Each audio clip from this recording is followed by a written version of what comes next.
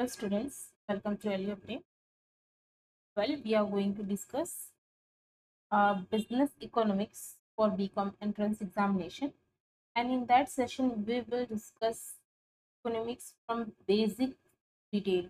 ठीक है, तो इस सेशन में हम जो है इकोनॉमिक्स का बेसिक कॉन्सेप्ट से लेके डिटेल कॉन्सेप्ट एवरीथिंग हम डिस्कस करेंगे एंड मोस्ट ऑफ आपके क्वेश्चंस यहाँ से एग्जाम में बनेंगे. ठीक है, and students, if you want detail sessions of BCom entrance examinations and PYQs, it will be available on our LU update portal. So इसके लिए आपको प्ले स्टोर से हमारा ऐप डाउनलोड करना पड़ेगा. ठीक है, और वहाँ से आपको जो है हमारे ऐप पे इसकी डिटेल इंफॉर्मेशन मिल जाएगी.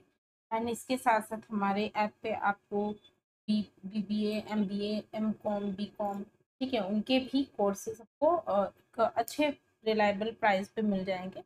ठीक है, और जिससे आप अच्छा स्कोर कर सकते हो एग्जाम में. Okay, let's begin our session.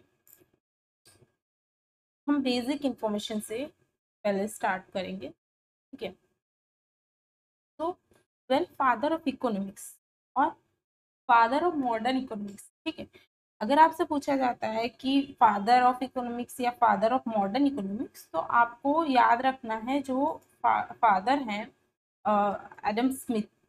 कौन है? Adam Smith. ओके, ठीक है, आपसे पूछा जाए कि फादर ऑफ इकोनॉमिक्स और फादर ऑफ मॉडर्न इकोनॉमिक्स, तो क्या आएगा? Adam Smith. ठीक है, तो ये याद रखना है आपको. देन इनको जो है एक स्ट्रॉन्ग एडवोकेट, एक बहुत बड़ा सपोर्टर माना गया था लेसेस फेयर इकोनॉमिक पॉलिसीज का. अब आप बात करेंगे लेसेस फेयर इकोनॉमिक पॉलिसीज क्या होता है. लेसेस फेयर इकोनॉमिक पॉलिसीज वो होती है मतलब कि जहाँ पे इकोनॉमी जो फंक्शन करती है, ठीक है, ऐसा माना जाता है इस पॉलिसी के अकॉर्डिंगली कि जो है इकोनॉमी अच्छी तरह से तब काम करती है जब गवर्नमेंट का कम interference, little government interference.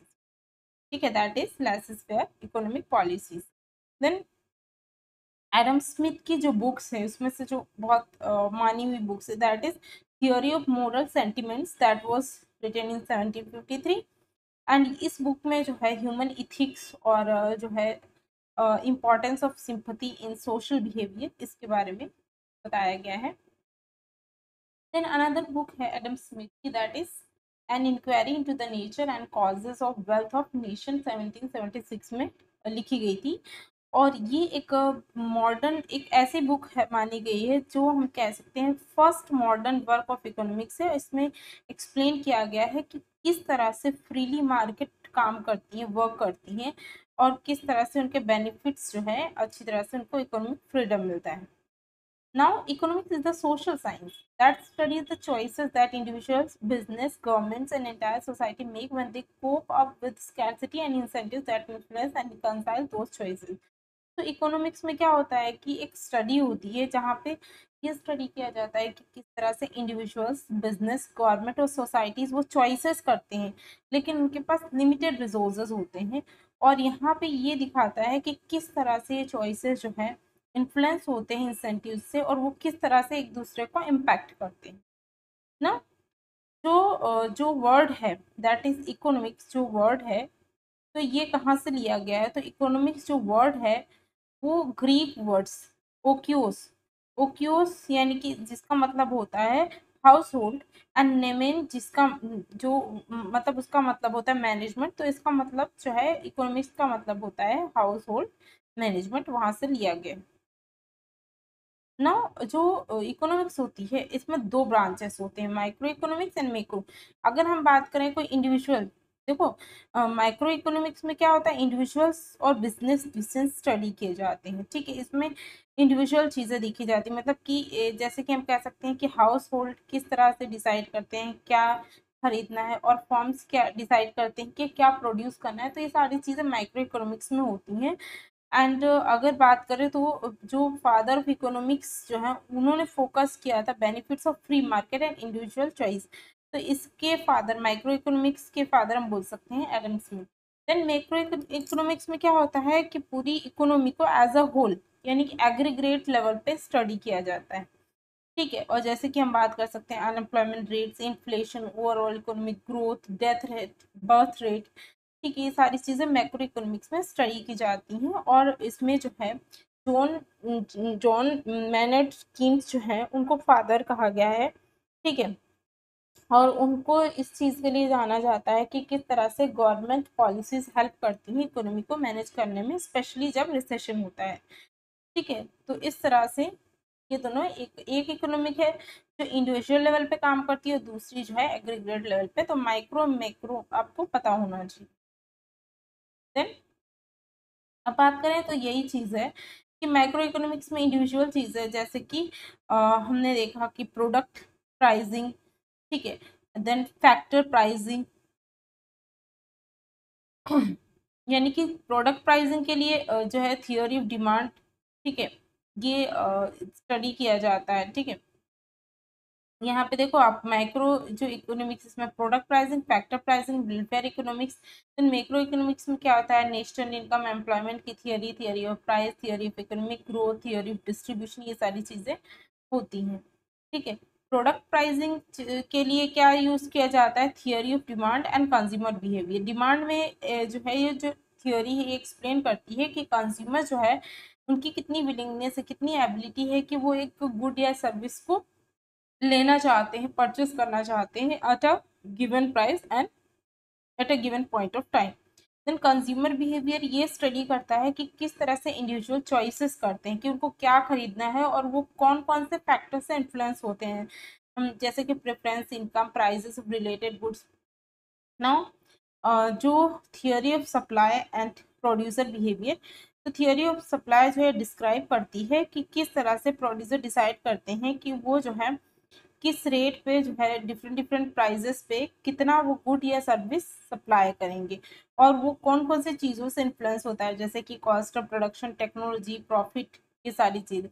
Then producer behaviour ये एग्जामिन करता है कि फर्म्स जो है वो प्रोडक्शन डिस्टेंस कैसे लेती हैं और किस तरह से वो मैक्सिमाइज करती हैं प्रॉफिट, जिसमें वो cost, revenue, market condition, everything है, वो सारी चीज़ें कंसिडर भी करती है। Then factor pricing, factor pricing आपको पता होना चाहिए कि जो हम फैक्टर्स ऑफ प्रोडक्शन यूज़ करते हैं, ठीक है, तो उसके लिए रिटर्न में कुछ देना पड़ता है, जैसे कि लेबर सर्विसेज के लिए वेजेस पे होता है, रेंट जो है जो हम लैंड यूज़ करते हैं या नेचुरल रिसोर्सेज यूज़ करते हैं उसके लिए पेमेंट होता है। देन इंटरेस्ट, यानी जो कैपिटल बोरो किया जाता है उसका जो बोरोइंग कॉस्ट होता है, that is interest. And profit, यानी कि जो इंटरप्रेन्योरशिप, यानी जो इंटरप्रेन्योर जो है जो रिस्क ले रहा है उसके लिए जो उसको रिवॉर्ड मिलता है, दैट इज प्रॉफिट। ठीक है। Now welfare economics, welfare economics में जो है हम देखें तो उसमें कुछ चीज़ें डिस्कस होती हैं, लाइक व्हाट टू प्रोड्यूस। ठीक है, यानी कि इसमें ये होता है किस तरह से हम रिसोर्सेज को एलोकेट करके जो है वो प्रोड्यूस कर सकते हैं जिसकी सोसाइटी की वैल्यूज हो। देन हाउ टू प्रोड्यूस, यानी यहाँ पे फोकस होता है वेलफेयर इकोनॉमिक्स में कि जो है हम किस तरह से जो है बेस्ट मेथड्स को यूज करके कॉस्ट मिनिमाइज कर सकते हैं। Then by whom to produce, यानी कि इसमें कंसिडर किया जाता है कि अलग अलग फर्म्स और इंडस्ट्रीज के बीच में किस तरह से रिसोर्सेस एलोकेट करने हैं। Then what to produce, for whom to produce. ठीक है। तो यहाँ पे जो है ये कंसिडर किया जाता है कि मतलब किस तरह से goods and services different different income groups और इंडिविजुअल्स में डिस्ट्रीब्यूट होंगे ना। Theory of national income and theory of employment, ठीक है। तो इसमें जो थियोरीज है, थियोरी ऑफ कंजम्पशन, कंजम्पशन में क्या होता है, ये स्टडी करती है कि किस तरह से जो है हाउस होल्ड एलोकेट करते हैं उनकी इनकम कंजम्पशन और सेविंग के बीच में। देन थ्योरी ऑफ इन्वेस्टमेंट, तो इसमें ये होता है कि किस तरह से बिजनेस, गवर्नमेंट जो है वो रिसोर्सेज को एलोकेट करते हैं प्रोडक्टिव इन्वेस्टमेंट प्रोजेक्ट्स में। देन थ्योरी ऑफ फ्लक्चुएशन या बिजनेस साइकिल, तो ये जो है ये बताती है कि किस तरह से मतलब कौन से कॉजेस या कंसिक्वेंसेस हैं शॉर्ट टर्म फ्लक्चुएशंस के जो इकोनॉमिक एक्टिविटी में होते हैं, जैसे कि recession, boom. Now theory of price, price के लिए money supply and demand for money, ये तो थियोरीज होती हैं। और मनी सप्लाई में एग्जामिन किया जाता है कि किस तरह से क्वांटिटी जो है मनी की सर्कुलेशन में अफेक्ट करती है प्राइस लेवल और इन्फ्लेशन को। एंड डिमांड फॉर मनी ये स्टडी करता है कि क्यों इंडिविजुअल्स और बिजनेस जो है वो मनी मनी बैलेंस को होल्ड करते हैं और किस तरह से ये इंटरेस्ट रेट और इकोनॉमिक एक्टिविटी को अफेक्ट करता है। ना। थियोरी ऑफ डिस्ट्रीब्यूशन में आता है balance of payment and open economy. Balance of payment यहाँ पे क्या होता है कि कंट्री के ट्रांजैक्शन का अकाउंट होता है, मतलब कि दूसरे देशों के साथ कंट्री के कौन से ट्रांजैक्शन हुए, जैसे कि एक्सपोर्ट इंपोर्ट फाइनेंशियल फ्लो कितना हुआ, ये सारी चीजें। ओपन इकोनॉमी हम कह सकते हैं कि एक ऐसी कंट्री जहाँ पे उसको मतलब अलाउ है कि वो ग्लोबल मार्केट में बिजनेस कर सकती है, जैसे कि trade exchange rate international capital for everything. ठीक है, ये सारी चीजें। Now another concept is that कि यूटिलिटी क्या होता है। ठीक है, तो utility that we can say want satisfying power of any commodity is called utility. यानी कोई भी चीज है उससे हमारी जो कह सकते हैं कि हमारी जो वांट है, हमारी जो नीड थी वो सेटिस्फाई हो रही है, that is called utility.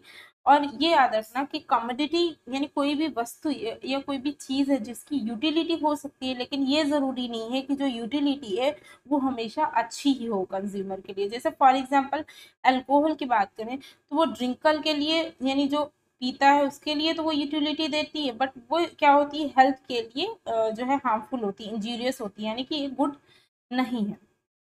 Then another thing is that कि जो यूटिलिटी है एक साइकोलॉजिकल कॉन्सेप्ट है। क्यों? क्योंकि इसको हम देख नहीं सकते, इसको फील किया जा सकता है। ठीक है, ये क्या है? साइकोलॉजिकल कॉन्सेप्ट है। Then utility is different from person to person, place to place and time to time of the same community. Utility जो है person to person, place to place and time to time जो है ये हर एक commodity की different होती है। और जो यूटिलिटी है वो पॉजिटिव भी हो सकती है और नेगेटिव भी हो सकती है ना। बात करें किस तरह से ये मेजर की जाती है, तो यूटिलिटी दो तरीके से मेजर होती है, कार्डिनल एंड ऑर्डिनल। ठीक है ना, कार्डिनल यूटिलिटी की बात करें तो वो किसने दी थी? ठीक है, मतलब यूटिलिटी याद रखना है, मतलब ये मेजर करता है कि कोई भी चीज हमने यूज की है या कंज्यूम की है उससे हमको कितना बेनिफिट या कितना प्लेजर मिल रहा है, दैट इज कॉल्ड यूटिलिटी। ठीक है, हमेशा याद रखना कि जो जो यूटिलिटी है वो हमेशा गुड ही नहीं हो सकती, उसके कुछ नेगेटिव कॉन्सिक्वेंसेस भी हो सकते हैं। ठीक है, और जो है यूटिलिटी हर एक पर्सन के लिए डिफरेंट हो सकती है, मतलब कि हर एक पर्सन यूज करेगा, जरूरी नहीं है उसको सेम उससे यूटिलिटी मिले। ठीक है, अब बात करें तो यूटिलिटी दो तरह की होती है, दैट इज कार्डिनल यूटिलिटी, जिसको दिया है कार्डिनल यूटिलिटी को मार्शल ने दिया था। और ये जो है इसको कह रहे हैं कि इसको जो इसके जो यूनिट्स होते हैं उसको यूटिल कहते हैं, मतलब यूटिलिटी जो मेजर की जाती है वो यूटिल में की जाती है। और ये क्वांटिटेटिव अप्रोच है। कौन सा अप्रोच है? क्वांटिटेटिव, मतलब ये न्यूमेरिकल फिगर्स में आप इसको मतलब जो इसकी यूटिलिटी होती है यूटिल्स में दिखाते हैं, इसलिए इसको क्वांटिटेटिव अप्रोच कहते हैं। अब इसमें law of diminishing marginal utility का ये गई है, यानी कि ये स्टेट करती है कि कोई भी पर्सन जो है कंज्यूम करता है, जितना ज्यादा वो गुड यूज करेगा यानी उसको क्या होगा कि उसको एडिशनल यूटिलिटी सेटिस्फेक्शन मिलेगा। लेकिन ये याद रखना एक एक एक जो लेवल आता है उसके बाद जो है ये यूटिलिटी घटने लगती है, यानी वो ज्यादा से ज्यादा कंज्यूम करेगा तो वो उसकी यूटिलिटी कम होती जाएगी, डिक्रीज होती जाएगी। Then law of equi marginal utility, यानी कि ये एक्सप्लेन करती है लॉ कि किस तरह से कंज्यूमर्स अपनी इनकम को डिफरेंट डिफरेंट गुड्स में इस तरह से जो है वो डिस्ट्रीब्यूट एलोकेट करेगा कि जिससे उसकी टोटल यूटिलिटी उसको मैक्सिमम मिले। ठीक है, और ये भी जो बेस होता है ratio of marginal utility to prices, मतलब वो इस तरह से यूज करेगा कि उसको बहुत ही बेस्ट लेवल ऑफ यूटिलिटी मिले। ठीक है, मार्शल मार्शलियन एनालिसिस, तो यहाँ पे फोकस किया जाता है किस तरह से जो है जो क्वांटिटी कंज्यूम की गई है उससे जो है टोटल यूटिलिटी और डिसीजन मेकिंग अफेक्ट होती है। और जो ये कार्डिनल यूटिलिटी में जो है ये सब्जेक्टिव भी हो सकती है और पर्सनल भी। नाउ ऑर्डिनल यूटिलिटी क्या होती है? ऑर्डिनल यूटिलिटी जो है वो दी थी जे.आर. हिक्स एंड एलन ने दी थी। ठीक है, और ये एक अल्टरनेटिव अप्रोच है, इसको क्वालिटेटिव अप्रोच कहते हैं, क्योंकि यहाँ पे कोई एब्सोल्यूट टर्म्स नहीं बोल सकते, लेकिन यहाँ पे यूटिलिटी को रैंक दिया जा सकता है, रैंकिंग सिस्टम में मेजर होता है। और इसके लिए यानी कि ऑर्डिनल यूटिलिटी के लिए इसको मेजरमेंट के लिए इंडिफरेंस कर्व एनालिसिस और बजट लाइन यूज किया जाता है। इंडिफरेंस कर्व जो एनालिसिस होता है यानी आईसी कर्व जो होती है शो करती है कि डिफरेंट डिफरेंट जो गुड्स का कॉम्बिनेशन है वो equal level of satisfaction provide करता है कंज्यूमर को। और ये हेल्प करता है कि हम जो है कंज्यूमर प्रेफरेंसेस जान सकें। देन बजट लाइन जो होती है ये कंबाइन करती है कंज्यूमर प्रेफरेंसेस को, यानी इन डिफरेंस का उसको बजट कंस्ट्रेंट के साथ, कि मतलब वो कितना अपने बजट में रह के वो कितना ऑप्टिमल कंजप्शन चॉइस कर सकते हैं।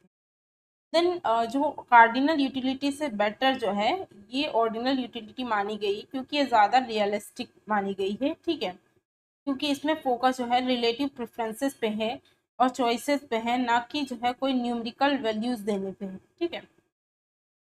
तो ये सारी चीजें हैं और ये इंट्रोस्पेक्शन पे बेस्ड है। Now next concept is that कि यूटिलिटी जो है कितने टाइप्स की होती हैं, तो total utility and marginal utility. तो टोटल यूटिलिटी यानी कि हम जो है जितने भी यूनिट्स जो है कंज्यूम कर रहे हैं ओवरऑल, जो जो कोई भी मतलब कि जितने भी पर्टिकुलर गुड के जितने भी सारे यूनिट से हमने कंज्यूम किए या सर्विस के, उससे जो किसी भी कंज्यूमर को जो टोटल ओवरऑल सेटिस्फेक्शन या बेनिफिट मिलता है उसको हम कहेंगे टोटल यूटिलिटी। इसका फॉर्मूला होता है total utility equals the sum of marginal utilities of all units consumed. और हमेशा याद रखना कि टोटल यूटिलिटी हमेशा क्या होती है, पॉजिटिव होती है, कभी भी नेगेटिव नहीं होती है, ठीक है, क्योंकि इसमें टोटल सेटिस्फेक्शन शो किया जाता है जो कि कंज्यूमर को गुड्स या सर्विसेज कंज्यूम करने पे मिलता है। देन मार्जिनल यूटिलिटी, यानी कि मार्जिनल यूटिलिटी कहते हैं जो यूटिलिटी किसी बंदे को मिलती है, मतलब उसने एक और एडिशनल यूनिट कंज्यूम किया तो उसको जो एडिशनल सेटिस्फेक्शन या यूटिलिटी मिलती है एक और यूनिट कंज्यूम करने से, that is called marginal utility, ठीक है। तो इसका भी फॉर्मूला दिया है, marginal utility equals total utility of n units minus total utility of n minus 1 units, और mu equals to delta T U divide by delta O, ठीक है। अब यहाँ पे कुछ चीज़ें आपको ध्यान में रखनी है, ये फॉर्मूला तो आपको ध्यान में रखना है। कहते हैं कि जब मार्जिनल यूटिलिटी पॉजिटिव भी हो सकता है, नेगेटिव और जीरो। याद रखना टोटल यूटिलिटी कभी भी नेगेटिव नहीं होगा, टोटल यूटिलिटी कभी भी नेगेटिव नहीं होगा, जबकि मार्जिनल यूटिलिटी पॉजिटिव हो सकता है, नेगेटिव हो सकता है और जीरो भी हो सकता है।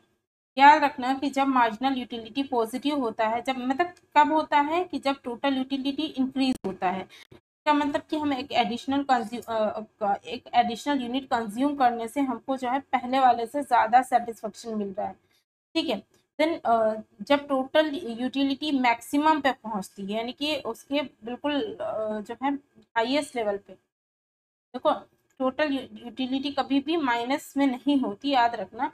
जब टोटल यूटिलिटी इंक्रीज होती है तो मार्जिनल यूटिलिटी पॉजिटिव होती है, ठीक है, मतलब पहले से ज़्यादा अब हमें सेटिस्फेक्शन मिल रहा है। लेकिन जब टोटल यूटिलिटी मैक्सिमम पहुंचती है, यानी पूरी उसके जो है मैक्सिमम पॉइंट पे, तो इसका मतलब कि कंज्यूमर को जो है अब उसको बहुत ज़्यादा सेटिस्फेक्शन मिल चुका है, इसके बियॉन्ड उसको सेटिस्फेक्शन नहीं मिलेगा। इसके बाद क्या होता है कि मार्जिन जो टोटल यूटिलिटी डिक्रीज होना स्टार्ट होती है, यानी अब ये डिक्रीज हो रही है, इसका मतलब कि मार्जिनल यूटिलिटी जो है यहाँ पे क्या होता है कि टोटल यूटिलिटी डिक्रीज होती है तो मार्जिनल यूटिलिटी नेगेटिव पॉइंट पहुंच जाती है। यानी कि अब क्या है कि कंज्यूमर अगर एडिशनल यूनिट कंज्यूम करता है तो उसका जो सेटिस्फेक्शन है वो कम होता जाएगा, घटता जाएगा, इवन उसको डिससेटिस्फेक्शन होगा, अब उसको और कंज्यूम करने का मन नहीं होगा ना।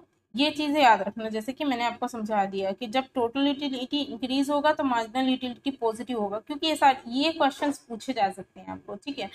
और जब टोटल यूटिलिटी मैक्सिमम पे होता है, ये क्वेश्चन पूछा जाता है मोस्ट ऑफ, ये याद रखना, ठीक है, ये वाला तो पूछा ही जाता है कि जब टोटल यूटिलिटी मैक्सिमम होती है तो मार्जिनल यूटिलिटी जीरो होती है, और जब टोटल यूटिलिटी डिक्रीज होती है तो मार्जिनल यूटिलिटी क्या होता है, नेगेटिव हो जाता है, ठीक है। अब बात करें law of diminishing marginal utility, तो इसको जो है याद रखना, law of diminishing marginal utility एक फंडामेंटल मेन कॉन्सेप्ट है इकोनॉमिक्स का। ये जो है एक्सप्लेन करता है किस तरह से जो है एडिशनल सेटिस्फेक्शन जो है, जो हम ज़्यादा से ज़्यादा यूनिट्स कोई भी गुड्स की कंज्यूम करते हैं तो वो घटता जाता है, जैसे जैसे हम कंज्यूम करते हैं वैसे वैसे वो घटता जाता है। और इस लॉ को जो है गॉसेन की फर्स्ट लॉ भी कहा जाता है, और इसको साइंटिफिकली जो है पॉपुलराइज किसने किया है, प्रोफेसर ऑल्फ्रेड मार्शल। ठीक है। और इस जो है इसमें ऐसा कहा गया है कि कंज्यूमर जितना ज़्यादा वो स्पेसिफिक कमोडिटी कंज्यूम करेगा, उसका जो एडिशनल सेटिस्फेक्शन या यूटिलिटी होती है, यानी जो मार्जिनल यूटिलिटी जो इसमें से मिलती है, वो डिमिनिश होती जाएगी। जैसे कि हम एग्जांपल ले सकते हैं कि सपोज हमने क्या किया कि हमने पिज्ज़ा के स्लाइसेस खाए, तो पहला स्लाइस जो है वो हमें बहुत ज़्यादा सेटिस्फेक्शन देगा, सबसे ज़्यादा मार्जिनल यूटिलिटी मिलेगी। और जितना ज़्यादा हम कंज्यूम करते जाएंगे, यानी उसके और स्लाइसेस जैसे जैसे हम कंज्यूम करते जाएंगे, तो हमारी जो मार्जिनल यूटिलिटी है वो डिमिनिश होती जाएगी। और कुछ स्लाइसेस के बाद हमें ऐसा लगेगा कि हम बहुत थक चुके हैं, अब हमें नहीं खाना पिज्ज़ा, मतलब हमारा सेटिस्फेक्शन नहीं होगा, यानी टोटल यूटिलिटी मैक्सिमम हो चुकी है। अब टोटल यूटिलिटी क्या हो रही, घट रही है।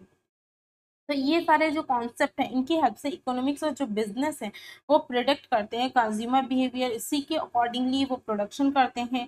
और जो भी प्राइसिंग और जो रिसोर्सेज के जो डिस्टेंस होते हैं वो सारे लेते हैं। ठीक है। आई होप जितना मैंने समझाया ये चीज़ें तो आप लोगों को क्लियर हो ही गई होंगी। ठीक है। नाउ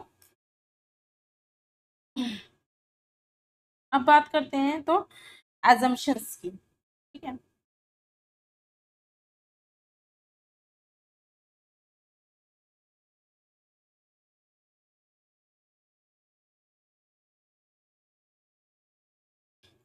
ठीक है, एजम्पशंस और कंडीशंस हम कह सकते हैं इस लॉ की।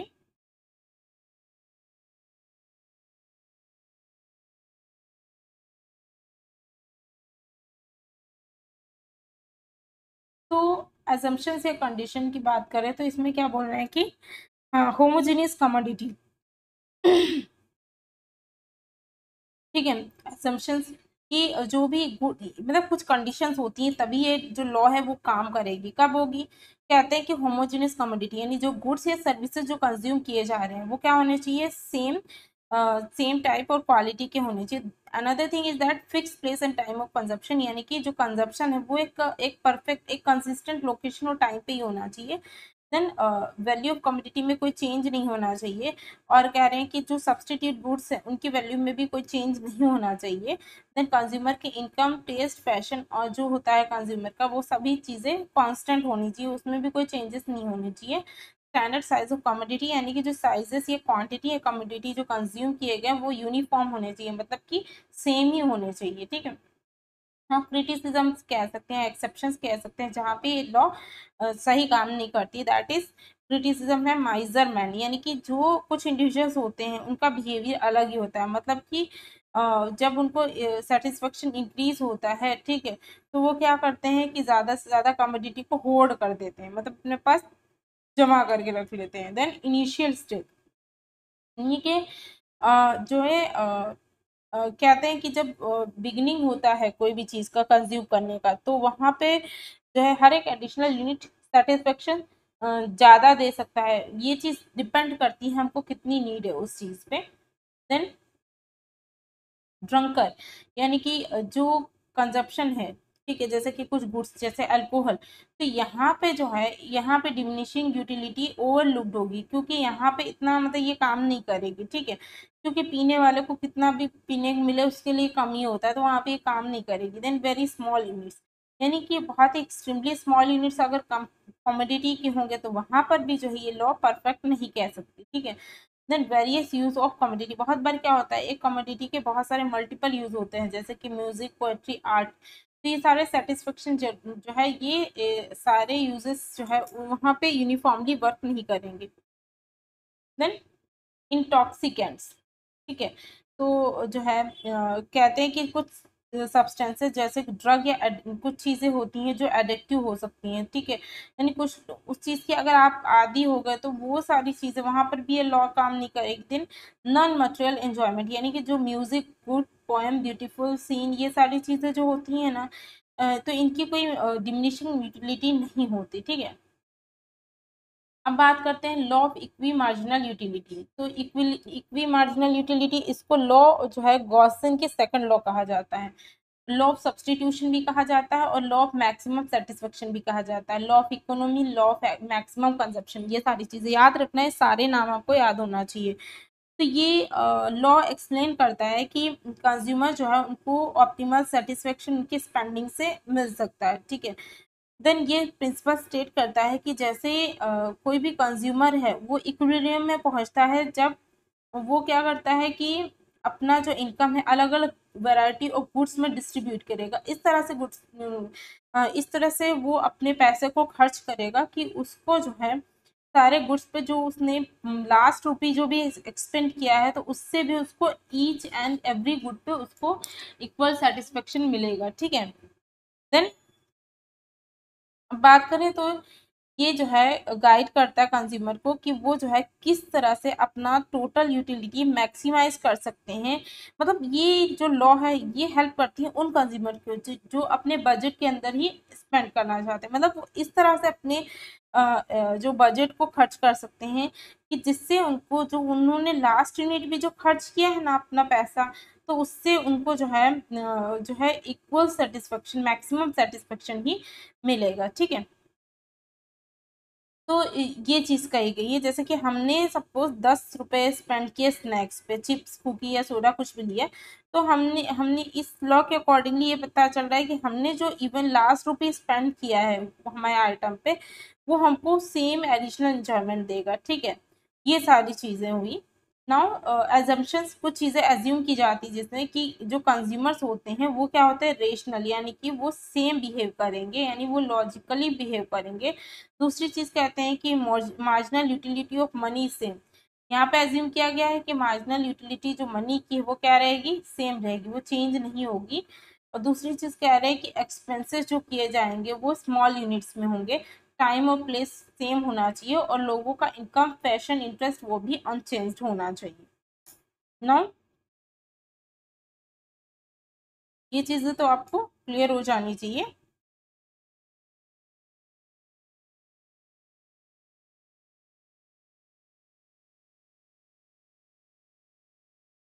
ठीक है।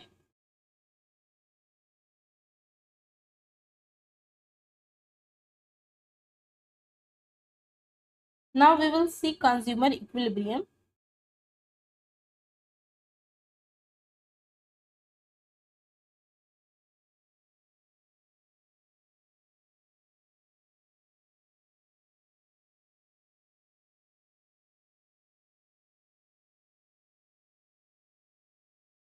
Hello students, so let's begin our next session, and in that session we will discuss another many topics of business economy.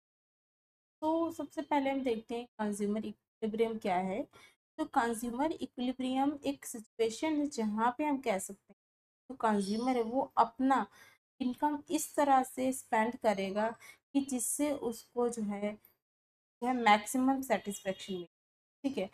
अगर in case of one commodity की बात करें तो मतलब कि हम बात कर सकते हैं जैसे उसका सेटिस्फेक्शन कैसा होना चाहिए, marginal utility of X commodity equal to price of X commodity, यानी कि जितना वो कमोडिटी पे एक्सपेंड कर रहा है उतना ही उसको यूटिलिटी मिलना चाहिए। अगर उसका एक से ज़्यादा कमोडिटी है तो उस केस में कैसा होना चाहिए, marginal utility of x commodity divided by price of x commodity equals to marginal utility of y commodity divided by price of y commodity equals to marginal utility per unit of money। ये formula सबको याद होना चाहिए। Another thing is that कि ये क्या है कि ये ऑर्डिनल अप्रोच फॉलो करता है। ठीक है। और इसको ordinal utility analysis, indifference curve analysis and equal satisfaction utility curve भी कहते हैं। और इसको फाउंड किसने किया, हिक्स, एलन एंड पेरेटो। जो कॉन्सेप्ट है इंडिफरेंस कर्व का ये ओरिजिनेट हुआ था एचवर्थ्स के द्वारा 1881 में। ठीक है।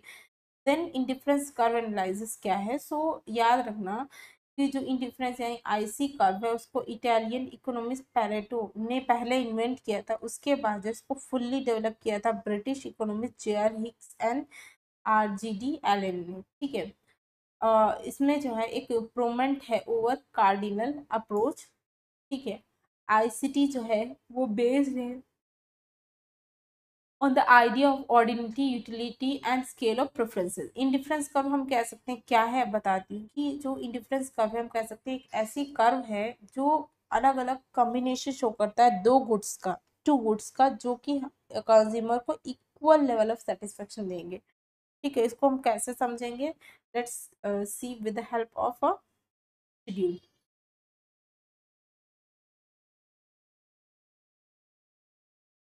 तो वी कैन सी हियर, यहाँ पे दो कमोडिटीज दी हुई एक्स एंड वाई, कॉम्बिनेशन दिए हुए ए बी सी डी। अब देखो एक्स का अगर हम 1 यूनिट ले रहे हैं तो वाई का 10, तो यहाँ पे मार्जिनल रेट ऑफ सब्सटीट्यूशन निल है, कुछ नहीं है। देन जब हमने एक्स के 2 यूनिट्स लिए तो यहाँ पे क्या किए हैं, 3 units of Y give up भी किए हैं। यहाँ पे जो मार्जिनल रेट ऑफ सब्सटीट्यूशन था 1:3।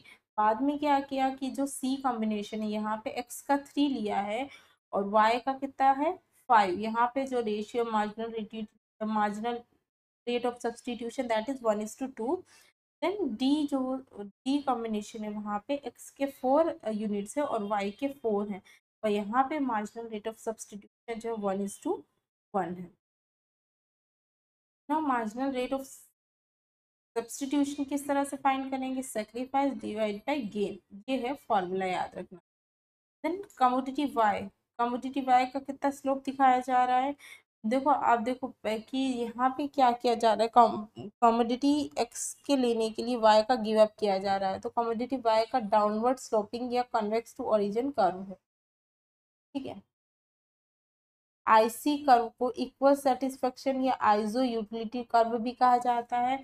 अब बात करें आईसी मैप क्या होता है, तो आईसी मैप जहाँ पे क्या होता है कि इंडिफरेंस कर्व का ग्रुप यानी कि एक सेट होता है, और हर एक जो आईसी कर्व वो अलग अलग लेवल ऑफ सेटिस्फेक्शन रिप्रेजेंट करती है, और उस ग्रुप को आईसी मैप कहा जाता है, ठीक है। अब यहाँ पे आप देख सकते हो, यहाँ पे कमोडिटी वाई कमोडिटी एक्स यानी IC1 IC2 IC3 IC4 different level, different जो है कमोडिटी के कॉम्बिनेशन शो किए गए हैं, जिनको IC1 IC2 IC3 and IC4 कहा गया। अब इसकी कुछ प्रॉपर्टीज होती हैं, ठीक है। पहले तो हम देखते हैं मार्जिनल रेट ऑफ सब्सटीट्यूशन क्या है, तो मार्जिनल रेट ऑफ सब्सटीट्यूशन एक वो रेट है जिस रेट पे यानी कंज्यूमर क्या करता है, वो एक गुड को दूसरे गुड के यानी अपना सेटिस्फेक्शन लेवल बदले बिना वो एक गुड को दूसरी गुड की जगह पे यूज कर रहा है, ठीक है। जैसे कि marginal rate of substitution of Y commodity on X, तो यहाँ पे सेक्रीफाइस वाई, उसने वाई का सेक्रीफाइस किया और उसको एक्स गेन किया कमोडिटी, ठीक है। यानी एक्स का उसको चाहिए कमोडिटी, उसने वाई गिव अप किया है। तो एजम्पशंस इसमें ये है कि सबसे पहले कि इसके एजम्पशंस है रेशनल होता है कंज्यूमर, ऑर्डिनल यूटिलिटी होती है, ट्रांसिटिविटी ऑफ चॉइस होता है, diminishing marginal rate of substitution होता है, और नॉन सैटिटी। अब इसकी प्रॉपर्टीज याद रखना आप कि जो है जो आईसी कर्व होता है वो डाउनवर्ड स्लोप होता है फ्रॉम लेफ्ट टू राइट, जैसा कि हमने देखा। देन आईसी कर्व जो है, देखो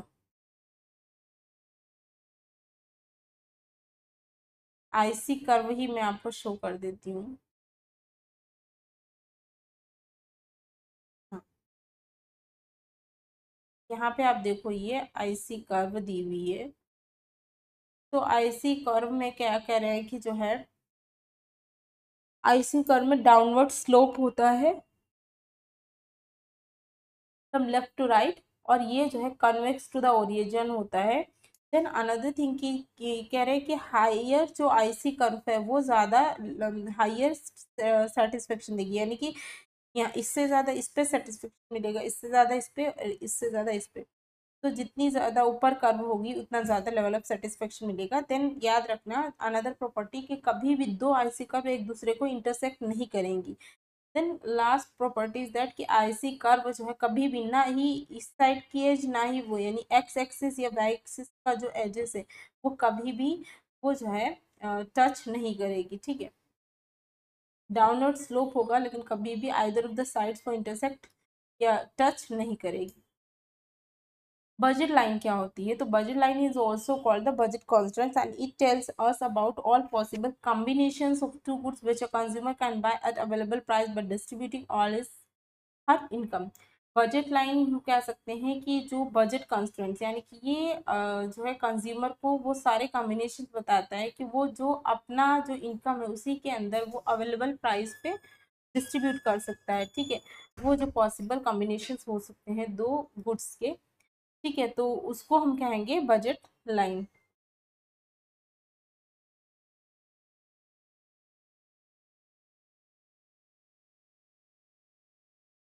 ना बजट लाइन जो है बजट लाइन को बजट कंस्ट्रेंट कहा जाता है, मतलब कि ये सारी वो पॉसिबल कॉम्बिनेशन शो करती है दो गुड्स की, जो कि कंज्यूमर जो है उसके अवेलेबल प्राइस में, मतलब कि अपने जितना उसके पास इनकम है उसी इनकम के अंदर वो जो है दो गुड्स का कॉम्बिनेशन इस तरह से चूज कर सकता है, ठीक है।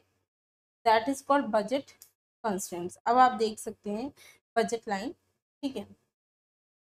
यहाँ पे कमोडिटी वाई दी है, कमोडिटी एक्स, ये देखो बजट लाइन, इसको क्या कहते हैं, बजट लाइन, ठीक है। अब वो सारे लिमिट्स है कि कौन सा उसका अफोर्डेबल है कौन सा नहीं है, ठीक है, देख सकते हैं।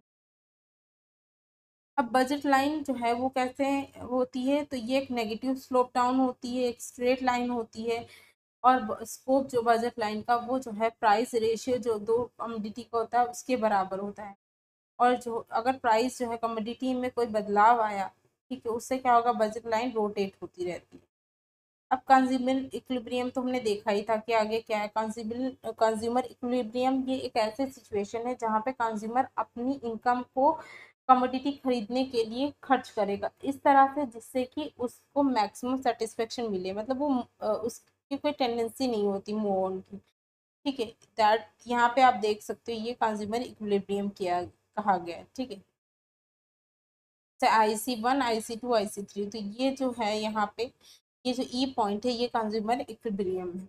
अब यहाँ पे इसकी दो कंडीशंस दी गई हैं कि marginal rate of substitution is equal to the ratio price of two goods, ठीक है, दो गुड्स का जो प्राइस है उसके बराबर मार्जिनल रेट ऑफ सब्सटीट्यूशन होगा। Marginal rate of substitution of X Y जो है वो कंटिन्यूसली फॉलिंग होगा, मतलब कि आईसी कर्व जो हमेशा कन्वेक्स टू ओरिजिन होनी चाहिए। अब डिमांड क्या होता है, तो डिमांड भी मैंने आपको बताया था कि डिमांड क्या होता है कि कोई भी पर्सन उसकी विलिंगनेस कि वो खरीदना चाहता है, उसकी एबिलिटी कि वो एक पर्टिकुलर पॉइंट ऑफ टाइम में जो है वो जो है कमोडिटी के लिए वो पे भी कर सकता है, तो वो हम कह सकते हैं दैट इज डिमांड। अब आपकी विलिंगनेस है लेकिन आपके पास पैसे नहीं है तो उसको हम डिमांड नहीं कह सकते, ठीक है। दैट इज डिमांड, यानी आपके पास जो है आपकी नीड भी होनी चाहिए और जो है आप उस चीज़ को परचेस करने के लिए विलिंग भी हो, आपके पास पैसे भी हैं उसको पे करने के लिए and particular point of time. अब बात करें कि इंडिविजुअल डिमांड क्या होता है, यानी कोई भी एक इंडिविजुअल कंज्यूमर जो है पर्टिकुलर प्राइस पर जो डिमांड करता है that is individual demand. Market demand यानी कि जो इंटायर कंज्यूमर जितने भी कंज्यूमर्स उनकी जो क्वांटिटी डिमांडेड है that we can say market demand. Derive demand यानी हम कह सकते हैं कि जब कोई भी गुड्स की डिमांड जो है वो किसी और गुड की डिमांड पे डिपेंड होती है that we call derive demand. जैसे कि चेयर की डिमांड है, ठीक है, उसको मैन्युफैक्चर करने की जो डिमांड है उसकी वजह से लेबर की डिमांड बढ़ी that we can say derive demand. तो वो जो है चेयर चेयर बनाने की जो डिमांड है वो डिपेंड है अपॉन डिमांड, सॉरी, जो लेबर की डिमांड है वो चेयर बनाने की डिमांड पे ही डिराइव्ड है। देन कंपोजिट डिमांड यानी कि जहाँ पे हम कह सकते हैं एक कमोडिटी जिसको जो है एक से ज़्यादा यूज़ के लिए डिमांड किया जाता है, जैसे कि डिमांड फॉर मिल्क, ये कंपोजिट डिमांड है क्योंकि इसको बहुत सारे तरीक़ों से यूज़ किया जा सकता है, जैसे कि मिठाई बनाने के लिए, चाय बनाने के लिए, कॉफ़ी, कस्टर्ड, बटर, चीज़। देन बात करें तो जॉइंट डिमांड क्या होता है कि जब जो है दो या दो से ज़्यादा गुड्स को जो है डिमांड करते एक ही टाइम पे कोई एक वांट सेटिस्फाई करने के लिए that we can say joint demand. जैसे कि demand for milk, sugar, tea powder, water, यानी ये सारी चीज़ों की डिमांड है इसलिए क्योंकि हम जो है टी बनाना चाहते हैं, तो ये एक जॉइंट डिमांड हुई। एक्सेंट डिमांड जिसको एक्सपेक्टेड डिमांड कहते हैं और एक्सपोज डिमांड यानी जो एक्चुअल डिमांड। अब बात करें कौन कौन से फैक्टर्स यानी डिटर्मिनेंट्स भी आप कह सकते हो या जो डिमांड को फैक्टर्स अफेक्ट करते हैं, ठीक है। तो ये कौन कौन से हुए, जैसे कि price of commodity, income of consumer, price of related goods, taste and habit of consumers and जो है देखो एंड क्या है ये अदर थिंग्स। अब ये जो है ये डिमांड फंक्शन है, क्या है डिमांड, जब मैथमेटिकल रिप्रेजेंटेशन जो होता है इसको उसको हम जो है डिमांड फंक्शन कहेंगे, जब मतलब कि जो ये सारे फैक्टर्स जो होते हैं अफेक्टिंग डिमांड जिनको अगर हम इस तरह से फंक्शनल वे में प्रेजेंट करेंगे तो that is we can say demand function. अब ये जो फैक्टर्स अफेक्ट करते हैं कमोडिटी का प्राइस या कंज्यूमर की इनकम, क्योंकि डिपेंड करता है कंज्यूमर की इनकम कितनी, उसी हिसाब से वो डिमांड करेगा। दूसरे गुड्स यानी प्राइस ऑफ रिलेटेड गुड्स, उसकी वजह से भी डिमांड बदलती है। Then taste and expectation of consumer, यानी हमेशा जो है कंज्यूमर का टेस्ट या एक्सपेक्टेशन सेम नहीं रह सकता। कंज्यूमर प्रेफरेंसेस, फिर कंज्यूमर क्रेडिट फैसिलिटीज, जो पॉपुलेशन है वहाँ पे किस तरह के लोग, कितना पॉपुलेशन साइज है, उस पर भी डिमांड डिपेंडेंट होती है। देन इनकम डिस्ट्रीब्यूशन, उस पर भी डिमांड डिपेंड होती है, एंड गवर्नमेंट पॉलिसी। ये सारे फैक्टर्स हैं जिस पे डिमांड, जो डिमांड है वो डिपेंडेंट होती है ना। जो इनकम या डिमांड होती है कंज्यूमर फॉर डिफरेंट गुड्स, वो किस तरह से होती है। तो नॉर्मल जो गुड्स होती हैं, नॉर्मल गुड्स जब होती हैं वहाँ पे पॉजिटिव रिलेशन होता है। कैसा, अगर इनकम बढ़ेगी तो डिमांड बढ़ेगी। लेकिन जो गिवन गुड्स होते हैं, मतलब इंफीरियर क्वालिटी जो गुड्स होती हैं, तो वहाँ पे नेगेटिव रिलेशन होता है। अगर लोगों की इनकम बढ़ेगी तो वो इस चीज़ की डिमांड क्या कर देंगे, डिक्रीज कर देंगे। तो यहाँ नेगेटिव रिलेशन होता है। इनएक्सपेंसिव गुड्स, तो इनएक्सपेंसिव यानी कि जिनका खर्च से इतना ज़्यादा इफेक्ट नहीं पड़ता, यानी कोई इफेक्ट नहीं पड़ता, तो ऐसे जो इनएक्सपेंसिव गुड्स होते हैं तो उससे जो है डिमांड पे कोई इफेक्ट नहीं पड़ता। जैसे कि नीडल, मैच बॉक्स, सॉल्ट, ये सारी चीज़ें तो ये इनएक्सपेंसिव गुड्स में आते हैं ना। प्राइस रिलेटेड गुड्स, तो दो तरह के प्राइस रिलेटेड गुड्स होते हैं, substitute and complementary. Substitute goods वो होते हैं जिनको हम एक की जगह पे यूज कर सकते हैं, जैसे T and coffee, Pepsi and Coca Cola. यानी इसमें क्या होता है, सपोज एक चीज का प्राइस बढ़ गया तो दूसरे कमोडिटी की डिमांड बढ़ जाती है। सपोज टी का अगर प्राइस बढ़ा तो लोग कॉफी पे मूव ऑन हो जाएंगे, तो कॉफी की क्या हो गई, डिमांड बढ़ गई। ठीक है, तो यहाँ पे पॉजिटिव रिलेशन होता है सब्सटीट्यूट गुड्स में। ठीक है, ऐसे आप देख सकते हैं। तो इसका जो स्लोप होता है अपवर्ड होता है, from left to right. Then complementary goods, जिनको हम कह सकते हैं कॉम्प्लीमेंट्री जो गुड्स होते हैं, उनको दो गुड्स को साथ में जॉइंटली यूज किया जाता है, जैसे कि pen and ink, bread and butter. और यहाँ पे कहते हैं अगर एक कमोडिटी का जो है डिमांड बढ़ा तो दूसरी कमोडिटी का demand for another commodity decrease. यहाँ पे जो है नेगेटिव रिलेशन होता है कॉम्प्लीमेंट्री गुड्स में। ठीक है, यानी कि सपोज एक कमोडिटी का भाव बढ़ जाएगा तो दूसरी, जो दूसरा कमोडिटी है उसकी भी डिमांड घट जाएगी। तो यहाँ पे नेगेटिव रिलेशन होता है, याद रखना। सब्सटीट्यूट गुड्स में पॉजिटिव रिलेशन होता है और कॉम्प्लीमेंट्री में नेगेटिव रिलेशन होता है, इसीलिए इसका स्लोप डाउनवर्ड होता है फ्रॉम लेफ्ट टू राइट। अब लॉ ऑफ डिमांड क्या होता है, लॉ ऑफ डिमांड ये कहते हैं कि जब सारी चीजें यानी अदर थिंग्स, जो डिटर्मिनेंट्स है, जो फैक्टर्स अफेक्टिंग डिमांड है, उन सभी को सेम माना जाता है, यानी अदर थिंग्स रिमेनिंग सेम। लेकिन जो क्वांटिटी डिमांड की गई कमोडिटी की वो इंक्रीज है, यानी जब प्राइस फॉल होता है तो कमोडिटी ज़्यादा डिमांड होती है, और जब प्राइस इंक्रीज होता है तो उसकी कमोडिटी जो डिमांड है वो डिक्रीज होती है। तो that we can say law of demand. अब यहाँ पे हम बात करें तो यहाँ पे ये शेड्यूल शो किया है, जब प्राइस 5 है तो डिमांड 10 है। जैसे जैसे प्राइस कम होता है, जब लोएस्ट प्राइस 1 है वहाँ पे मैक्सिमम डिमांड है 50। इसको हम ग्राफिकल या डायग्रामेटिक वे में प्रेजेंट कर सकते हैं। यहाँ पे आप देख सकते हैं एक्स और वाई स्लोप दिए हुए हैं, जहाँ पे आप देख सकते हो ये एक्स एक्सिस हम मान सकते हैं, ये वाई देख सकते हैं। तो वाई पे प्राइस है, एक्स पे यूनिट्स है। अब आप देखो यहाँ पे सपोज हम ले लेते हैं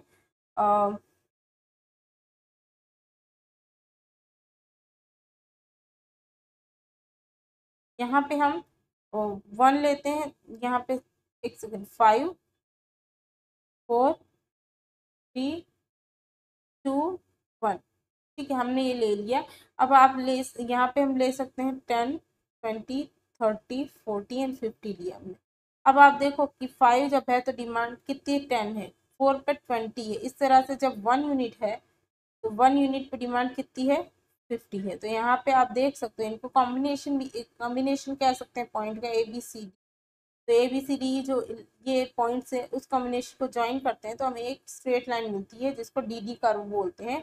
और यहाँ पे आप देख सकते हो कि जो यहाँ पे इनवर्स रिलेशनशिप होता है, नेगेटिव बोल सकते हैं, डाउनवर्ड और अपोजिट स्लोप देखने मिलता है। Other things remaining the same, ये किसने कहा था, सिट्रियस पैरिबस।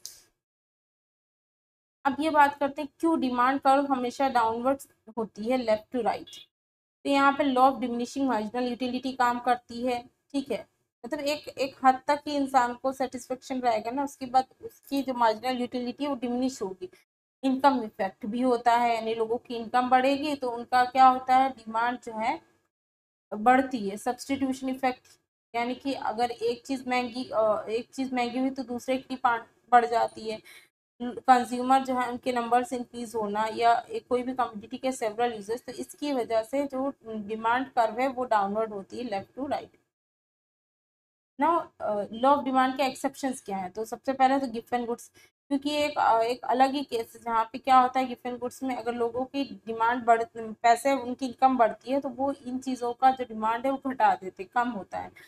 देन जो आर्टिकल होते हैं जो स्नॉब अपील के, मतलब कि कोई कोई भी पर्सन यूनिक प्रोडक्ट चाहता है या कॉन्स्पिशियस कंजप्शन चाहता है, वहाँ पे भी लॉ ऑफ डिमांड काम नहीं करती है। देन वेबलन इफेक्ट, यानी लग्जरियस गुड्स जो होती हैं वहाँ पे भी लॉ ऑफ डिमांड काम नहीं करती, मतलब जैसे कि अगर कोई चीज़ महंगी होती जा रही है तो रिच पीपल उसे प्रेस्टीज का सिंबल मानते हैं, तो वो ज़्यादा से ज़्यादा वो चीज़ें खरीदेंगे। देन इमरजेंसी सिचुएशन में कोई कोई वो नहीं होता कि कितना प्राइस है, कोई नहीं देखता इमरजेंसी सिचुएशन में कितना भी प्राइस हो, लोग उस चीज़ की डिमांड करेंगे।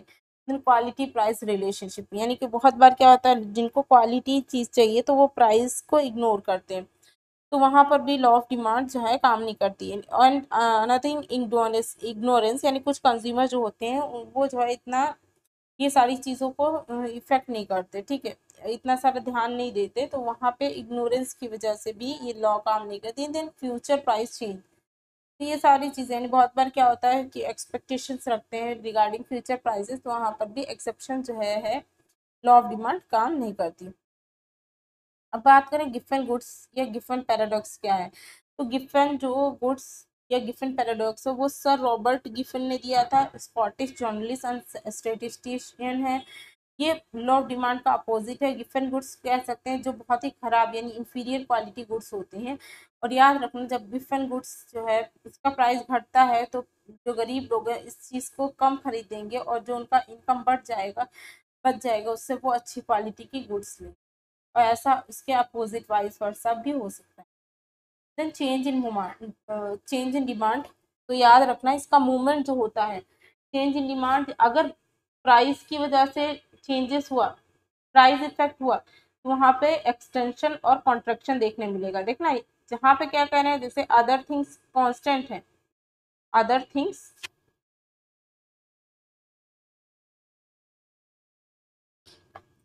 जैसे कि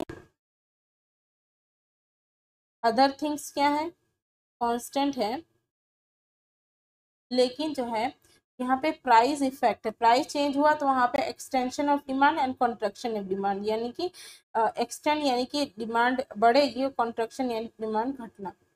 लेकिन अगर जो है शिफ्ट कब देखने मिलता है, मूवमेंट देखने मिलता है जब, सॉरी,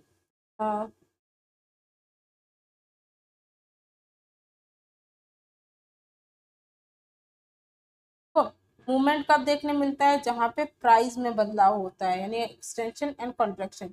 और शिफ्ट कब होता है, जब जो है दूसरे फैक्टर्स में चेंजेस होता है, प्राइस में कोई इफेक्ट नहीं होता, प्राइस सेम सेम ही रहता है, यानी अनदर जो जितने फैक्टर्स हैं वो घटते बढ़ते हैं, तो वहाँ पे जो है इंक्रीज और डिक्रीज देखने मिलता है। ठीक है, देख सकते हो आप ऐसे।